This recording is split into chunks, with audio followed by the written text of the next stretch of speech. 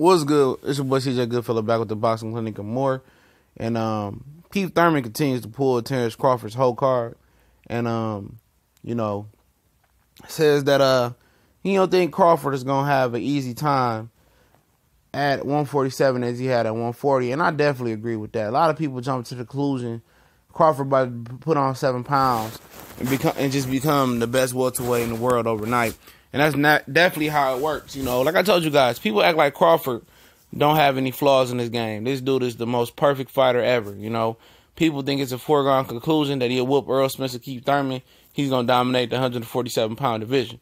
People don't understand that he hasn't seen competition at 140 and 135 like he's going to see with Errol Spence and Keith Thurman. Even a guy like Danny Garcia, even a guy like Sean Porter, who could be a stylistic issue for him, which I still think he'd dog walk Porter and have a good fight with Danny Garcia. But but people just think it's a foregone conclusion, man. This dude is just gonna be physically strong and still hitting the way he hitting at 140. And I don't think people understand the physical advantages that he had of those lower weight classes. He was longer than most of the guys. He rehydrated higher than most of the guys. And the guys that was equal to him had major flaws like Postal and Thomas Delorme, which Delorme didn't have a jaw, and Postal was a stiff. He was an upright, stiff Russian fighter, and Crawford did make him look foolish, and most people will recognize that as his most important victory. And most people say his biggest victory and most prominent victory was over Yuriorkis Gamboa, really not even a blown-up lightweight. Keith said he just think Crawford's going to have a harder time at 147.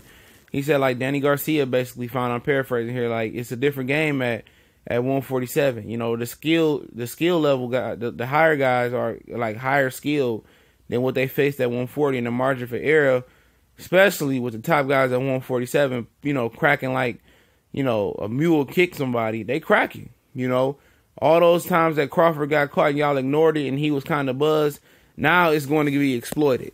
Because when one of these guys hit him flush and he tried to go tit for tat, when he get hit and he try to rush and hit you and get reckless, he's going to get flattened, bro, if that happens, if he can short that up. But I've seen a tremendous amount of improvement from Crawford. And can I see Crawford beating Keith Thurman? Absolutely. Right now, I would favor Keith Thurman. I would favor Terence Crawford.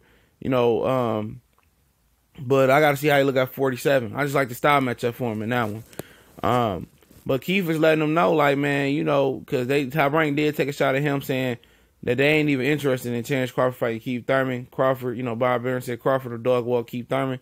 Keith Thurman, he might not be ready to fire back at Errol Spence and be real about that, but he ready to fire back at Terence Crawford, letting him putting him in his place right now. I said, this shit is a different ball game. He said, man, don't bring that 140 shit over here, because I'm gonna knock you the hell out. And that's basically what Keith's saying. And Keith saying, just, we know Keith is a realist. He's one of the smartest guys in the boxing game. He breaks down fights very, very well. If you listen to him speak, it's all facts. And most people go, like, oh, he hating. He not hating. He telling you the truth.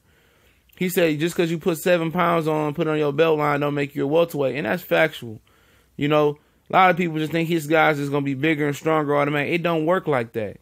Most of the time it takes guys a while to get acclimated to the weight class. And now Crawford is fighting guys that's equal to his size or even bigger.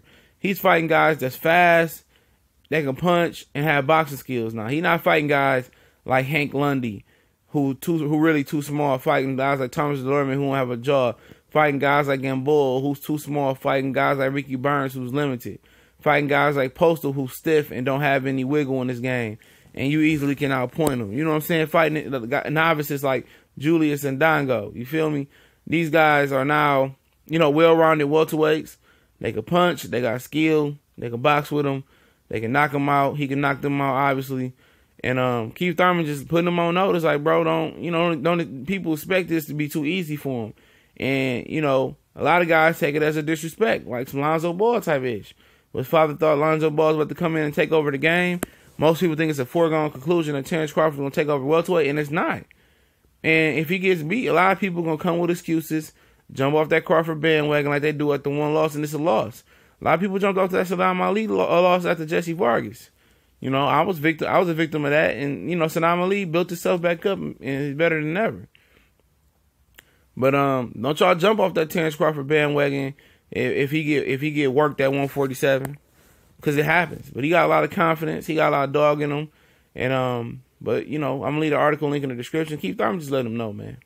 You know, letting the fans know, like, man, y'all tripping. You know, y'all don't disrespect us like that. Y'all put some respect on our name.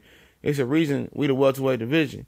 And a lot of people say that this jump from 40 to 47 is one of the most difficult jumps you can make in boxing. And you still, it's the last weight class, you still with 8-ounce gloves at 2. And these guys are hitting hard. I mean, you know, it'd be interesting. But a lot of people think it's a foregone conclusion. Crawford gonna be number 1. People already got him at the pound for pound number 1. We'll see, man. This is really going to define his career, what he does at welterweight, man. And it's no guarantee this dude's gonna beat him. I mean, Keith and Earl, but we gonna.